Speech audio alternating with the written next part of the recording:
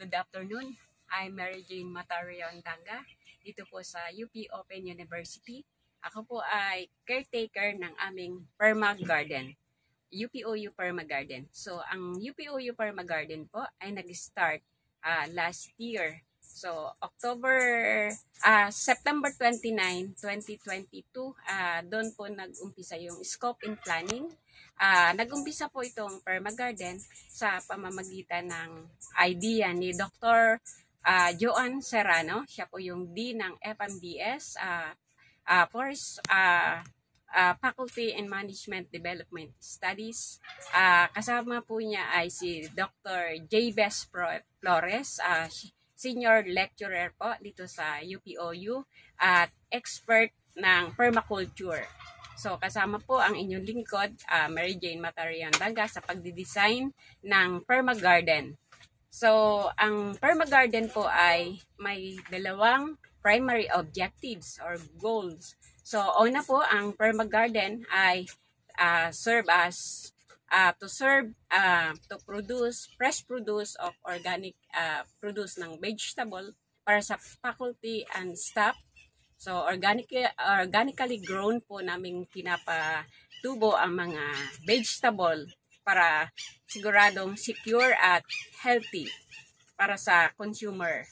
Ang pangalawa pong objective ng Perma Garden ay serve as centerpiece para sa living laboratory para sa mga PSDT student at sa mga doctor and sustainability. Ang Perma Garden po ay mayroong mga programs.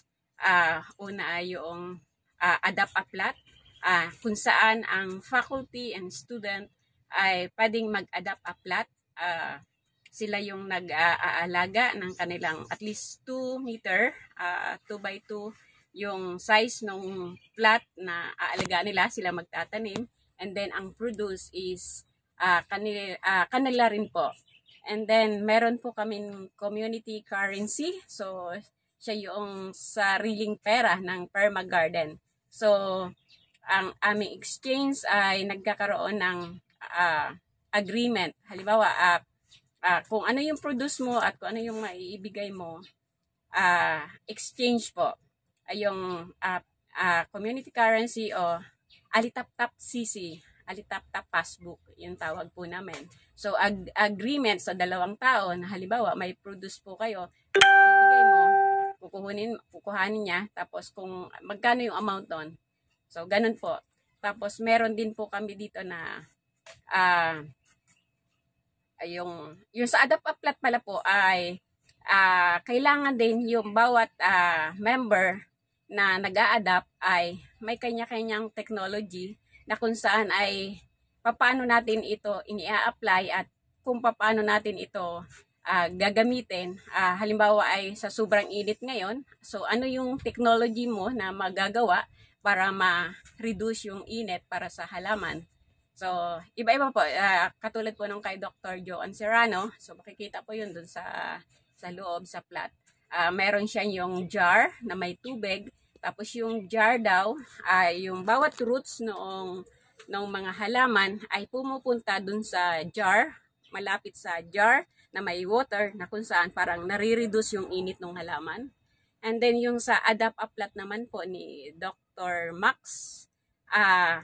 ang kanya naman technology na ginawa ay yung isang 2x2 na kanyang plot, tinaniman niya ng 4 na banana at saka ng malunggay kung saan doon may perennial, tapos mayroong soil erosion control, yung banana at saka yung taro. Tapos hinukayan po niya yung sa gitna na kung saan yung hukay na yung sa gitna ay nagsiserve as composting. So, kung meron kayong mga tinabasan o pinagputulan o mga dahon-dahon, doon nyo i-dip sa composting. So, yung halaman na nangangailangan ng sustansya o nutrients ay self nang makukuha niya doon sa compost pit.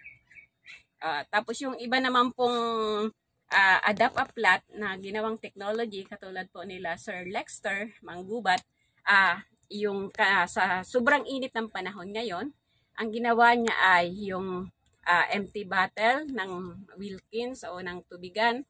Nilagyan ng tubig, tapos butas, tapos parang deep irrigation.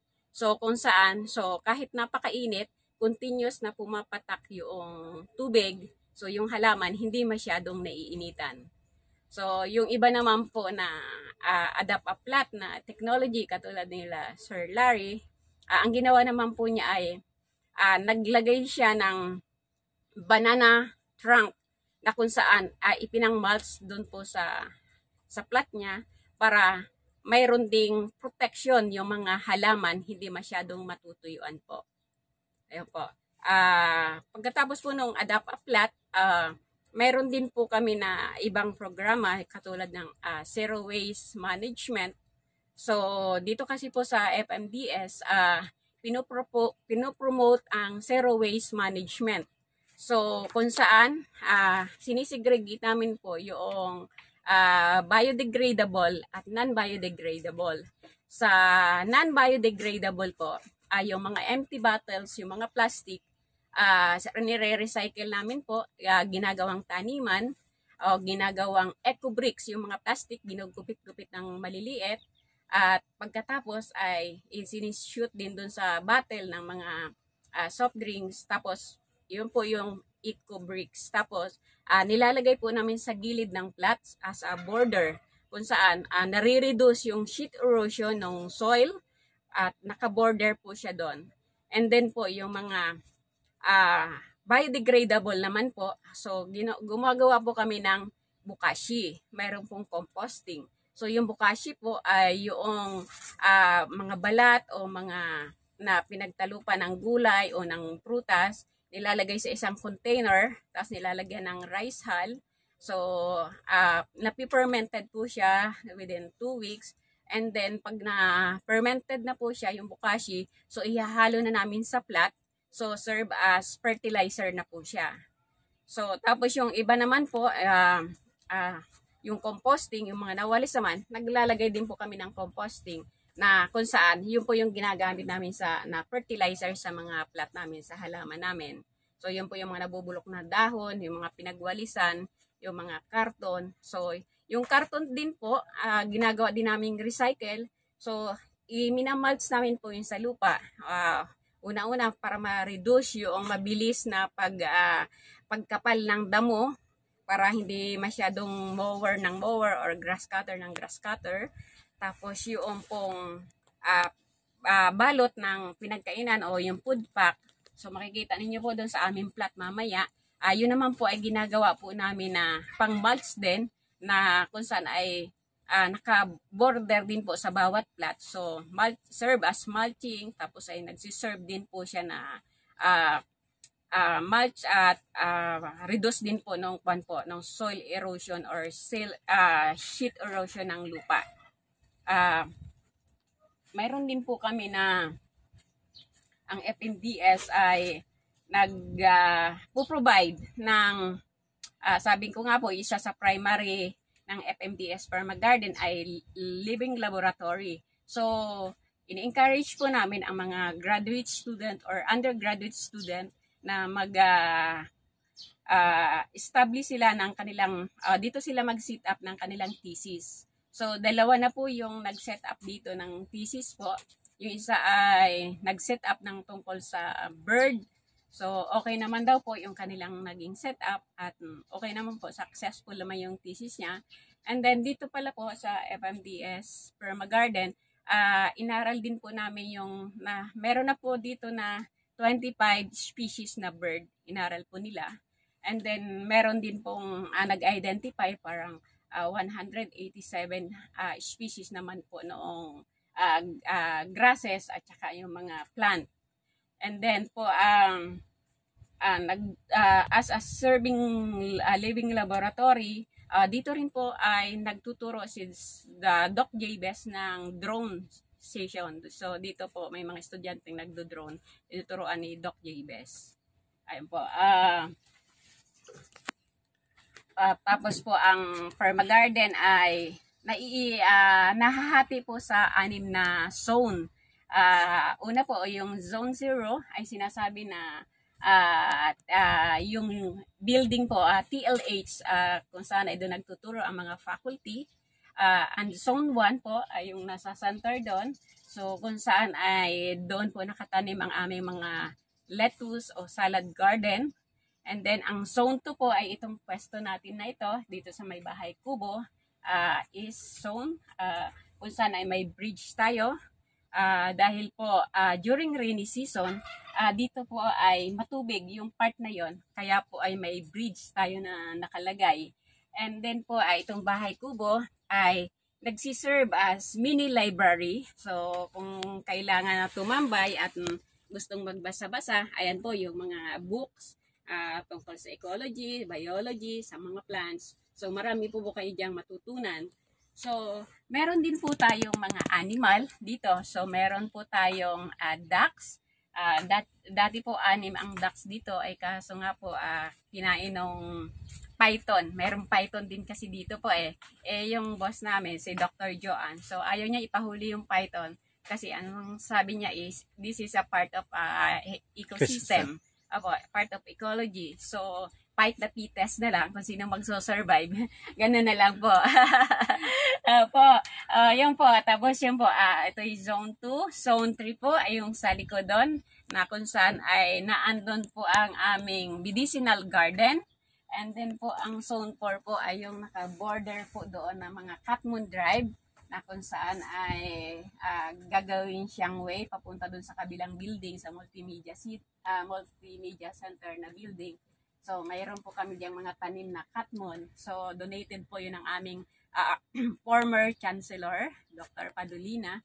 And then po, meron po kami yung Zone 5 naman po ay yung sinasabi na yung background na yung pong Mount Makiling. Kasi nga po, ang Perma Garden ay kung titingnan nyo ay connected sa Mount Makiling. So, magiging corridor daw ito para yung mga wildlife na mapapagawi dito sa Perma Garden ay magsisolve shelter dito sa Perma Garden po.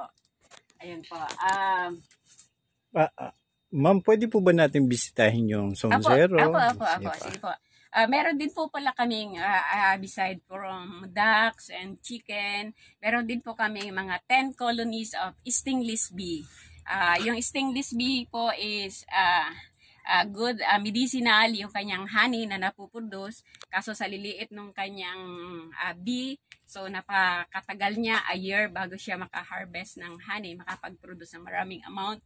Pero ang isang good na kaniyang ginagawa is as they serve as pollinator. So sa liliit ng kanyang maliit siya, kaya napipenetrate niya yung pinaka-inner ng flower ng halaman. So, napopollinate. So, mas maraming nagiging bunga po. Ayan po. So, bali itong side na po ito yung medyo shaded. So, dyan po kami nagre-raise ng mga seedlings. And then, itong side naman na po ito, medyo nakataas. Nung una-una, ay tinawag po namin yan na tinola garden. So, kung naandyan ang papaya, naandyan ang lemongrass, naandyan ang ginger, tapos elevated siya. Kasi ang mga papaya po is dapat located sa medyo mataas na lugar kung nakatanim. Kasi pagka nasa baba siya at tinutubig, mabubulok yung ugat niya. So, hindi siya magpa-prosper pagka tinanim nyo po. Ayan po. So, diyan po yung tinola garden noong malago pa yung mga papaya at saka hindi ganito ka-summer. So, makikita nyo po dyan, isa kong demo yan na doon makikita yung strategy ng isang forest na kung saan ando yung overstory, yung mga papaya, tapos mid-story o yung understory, yung mayroong grasses, lemongrass, ginger, tsaka mayroong pong sweet potato na kung saan ay pinoprotect yung soil para hindi ma-erode o mag-avoid ng sheet erosion. Ayan po. Ngayon po ay bibisitahin naman natin kung ano yung Zone 0, saan yung Zone 0 sa maliit na espasyong ito at hanggang Zone 5. Yeah, pa. Sige po, bisita po tayo. Tayo po ay ipapasyal na ni Ma'am. Sabi ko na yung mga stingless bee. na andyan. Siya ay maganda, nagsiserve as good pollinator ng mga halaman. Ito po yung part na ito ay yung sinasabi natin na S-food, kung saan ay zone 2. Andiyan yung mini library sa Bahay Kubo, na andun ang duck pen. Tapos yung po ay bungad papunta sa main building ng UP Open University. Ayan po. Dito po ay lalakad po tayo. Ito na po ang ating bridge. During rainy season po ay matubig yan, at yan po ay puno ng lupa. Puno ng tubig. Nagsiserve as pond. Yan ang pond po namin. Yan. Dito po, ito po ang isa pang colony ng aming stingless bee. Yung maliliit, hindi siya harmless. Harmless po siya, hindi siya nangangagat. So, gusto nyo makita yung beehive. So, ito po yung loob niya. Ganyan po siya. Yan. Yan po. Hindi po siya nangangagat. So, ito po yung propolis. Ito yung hive. Tapos, iyon na po yung honey niya ay nasa loob. Medyo summer lang ngayon, kaya kakaunti po yung kanyang honey pa. Ito po ay nag-start lamang establish namin ay noong January. So, 4 months pa lang po siya ngayon. So, yung makikita nyo na po, yun po yung pollen na ini-store ng mga bees. Bango. So, papunta po tayo sa, ito po yung zone 1. So, kung saan ay makikita po natin na yung mga plat.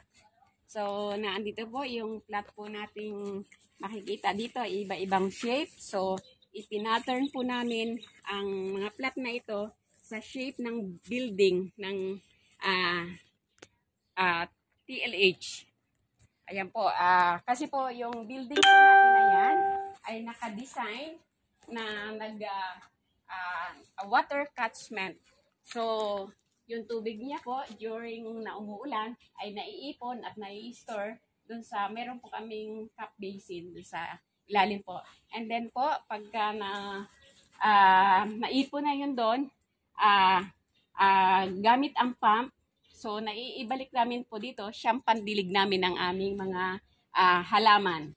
So, parang nag-store. So, store in energy. So, ganun po ang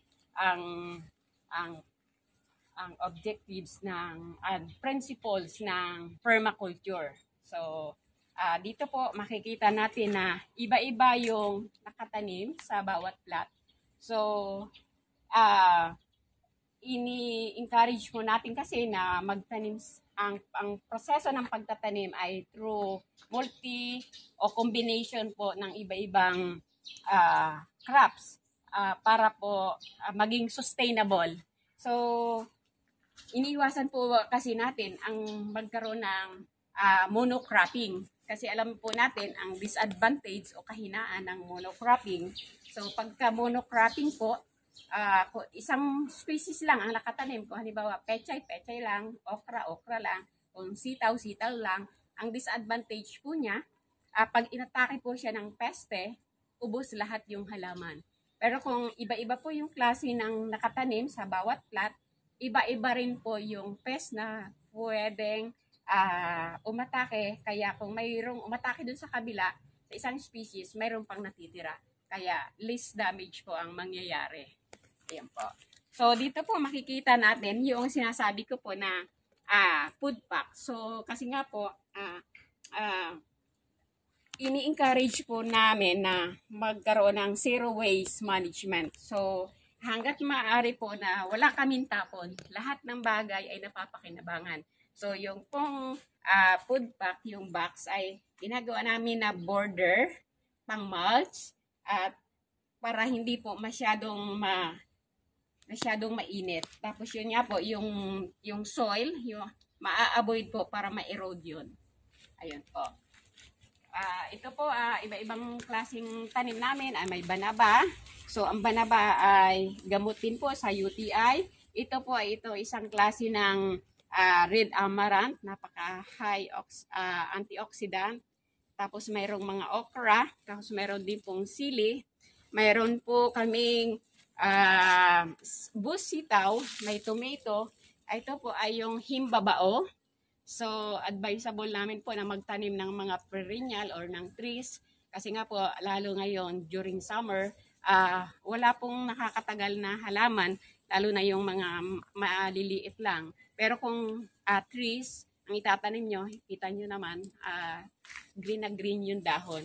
So, ito po ay isang species ng Celosia. So, tawag ng iba ay palong manok. Ito po ay bee forage, tsaka host po ng mga beneficial insect. So, dito po tumitira yung mga kaibigan nating insekto na tumutulong sa ating halaman. Nag-pollinate, serve as pollinator, at nagko-control ng ibang klase ng pest. Sila yung umaatake sa mga bad insect. Ayan po. So, ito po naman ang aming zone 3. Zone 1, zone 2. Yun po ang zone 3 nandito. Sa side po yung zone 3 sa banda doon. So, ito po, dito sa area na po na ito, dito po sa UPOU Perma Garden ay marami ang bumibisita, foreigner, international, tapos ay mga local student at ibang mga kababayan natin, mga mayor. So, itong area po na ito ay bumisita dati po yung Taiwanese. So, isang grupo sila, naglakbay-aral dito sa atin. Tinuruan natin po sila ng kung paano ang pagtatanim ng organic na pamamaraan. So, tinanim po natin yung mga halaman na kung saan yung sinasabi nating staple food ng mga Pilipino, lalo na sa rural areas. Yan po, yung kamote, kasaba, ube. At tinuruan din po natin sila na magtanim ng mga vegetable, talong, okra, kamatis. So, yun po kasi mga kamote, kasaba, at ube, yun po at gabi ay sinasabi ko pong stable food nating mga Pilipino during na may calamity, may bagyo, may ulan, kung walang mabibilhan ng bigas. So, manghukay na lang yung mga farmer ng mga tanim nilang kasaba, kamote, hindi sila magugutom. Ayun po. Meron din po tayo na mga puno. Itong mga puno na ito po ay commemorative tree na kung saan yung friendship na plant, kung saan ay pagka may bumisita pong Japanese, so ito lanzones po ang kanilang itinanim, na ibig sabihin during the time pumunta sila, bumisita sa ating Perma Garden, so aabangan nila, baka next na visit nila, baka namunga na. Ayun po, ito po kalamansi, isang Japanese din po yung nagtanim na bumisita dito sa atin po. Yung po sa banda doon ay mga atis, yung Taiwanese naman po ang nagtanim. So ito naman po, itong plant na ito, ay ito yung sinasabi namin na no-till. Hindi siya kinultivate, kung saan ay hindi na istorbo yung mga microorganism na nasa lupa. So nagawa lang po ito ay tambak na mga compost at saka mga mulch, mga dahon-dahon. Ayun po, ito po yung sinasabi din natin na square foot. So parang sa isang square metro, ano yung pwede mong itanim. So isang square foot po, may nakapagtanim kami ng lettuce, spinach, pechay, bok choy, mayroon pong asparagus, mayroon pong iceberg, mayroong sitaw, may squash. Yan po, halo-halo. So, bali, medyo nakwa na lang po ito. Medyo pangit na kasi na-harvest na po yung mga dating nakatanim dito. Mga naiwan na lang po ito. Dito po, dito na tayo sa zone 3.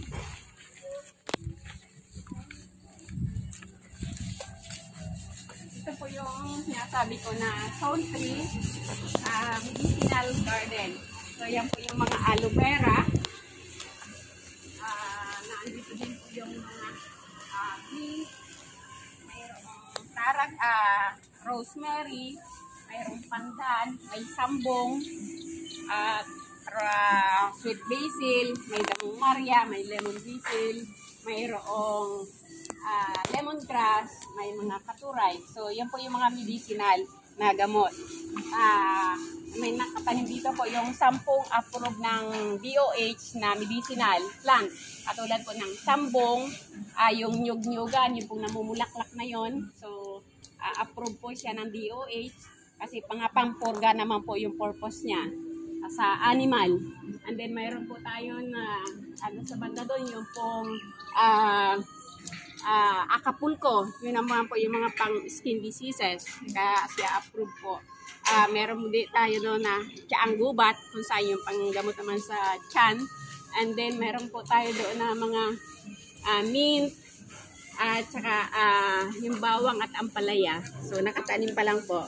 So, ito po yung sinasabi ko po, sample ng Adapt a Plat.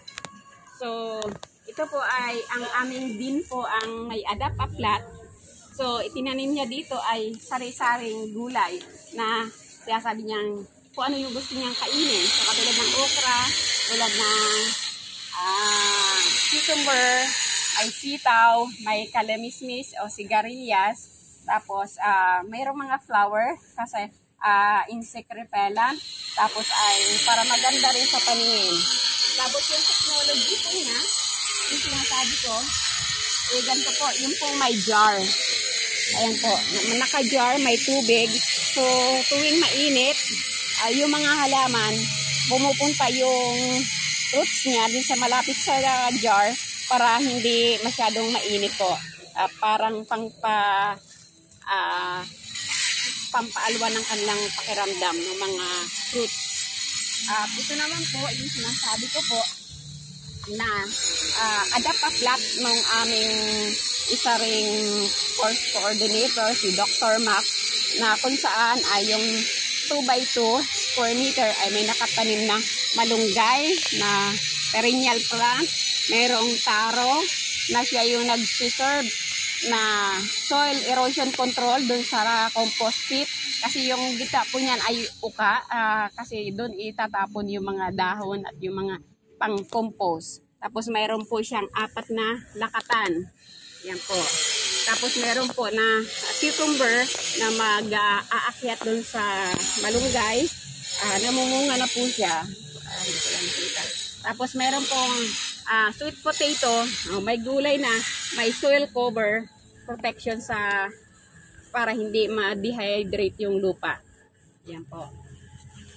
Tapos ay dito naman po itong sinasabi ko naman po na isang Adapt a Plat ni Sir Larry na kung saan ang ginawa po nilang mulch ay yung katawan ng saging para ma-reduce po yung sobrang init.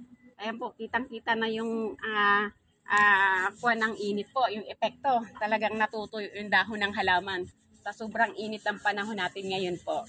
Pero yung tanim niya po dito ay adlay, tsaka okra, tsaka kalabasa. Pinili nila yung mga species na hindi masyadong nagre-record po ng tubig. So yung adlay, itanim nyo na lang dyan, kahit kaunting tubig lang, nabubuhay sila. Kahit sa bundok, pwede po yan pananim. So nagsiserve na rin siya na pwedeng parang carbohydrates. Para po siyang, yung bunga kasi po ng adlay ay parang bigas. Yan po. Tapos yung mga okra, matitibay din po yan sa init. Ito naman po, ito po yung sinasabi ko po na isang technology din nung nagtanim dito, yung nag-adapt a plat si Sir Lester, na kung saan ay alam niya na yun, sa sobrang init ngayon, and then busy din po siya sa work, so gumawa po siya ng gantong sistema. So may tubig, tapos yung po dahan-dahan na nag-drip dun sa halaman, so maganda yung epekto po sa halaman. Hindi nyo na siya kailangang puntahan para mayat maya ay diligin. So automatic na pong nag-drip yung tubig na galing sa container sa mga bottle na tubig na lalagyan. Ayan po. And then po, ayan po yung iba pa pong mga adapt a plat namin. Iba-ibang design yan. Pero hindi pa lang po tapos na taniman. Mga busy pa po yung ibang nag-adapt a plat. Katulad nung may bote po na yon, Yung po ay adapt a plot po ng PESO, ay yung Public Service in Employment. Yun po. Sila daw po ay magtatanim later on kasi ngayon ay busy pa po sila. Ito naman po, yung makikita niyo diyan may mga kahoy, may mga logs. So, ang nakaplano po namin gagawin diyan ay yung hug culture. So, pinapagawa po nung di namin yung kahoy, tapos tatabunan ng mas maliliit na kahoy, lalagyan ng mulch, lalagyan ng lupa, ng compost, tapos parang taniman na rin po. Tapos habang na-degrade na tutunaw yung kahoy, ay nagiging pataba dun sa halaman na itatanim. Ayun po, hindi pa lang po ngayon tapos, ongoing pa po namin ginagawa. Ayun po. Ito po yung aming composting, hindi pa lang po maayos na i-file yung mga kwan, pero at least yung mga ginamas namin, mga tinabas, dyan po namin ilalagay. Yeah, maraming salamat po Ate Jane sa napakarami ninyong mga idea na pwede na pinagtulong-tulungan po ito ng iba't ibang mga dalubhasa. At yan po, maraming po salamat. Thank you din po at nakaabot kayo po sa UPOU Perma Garden. So welcome po itong UPOU sa public, sa lahat. Kung sino gusto mang bumisita dito ay welcome po.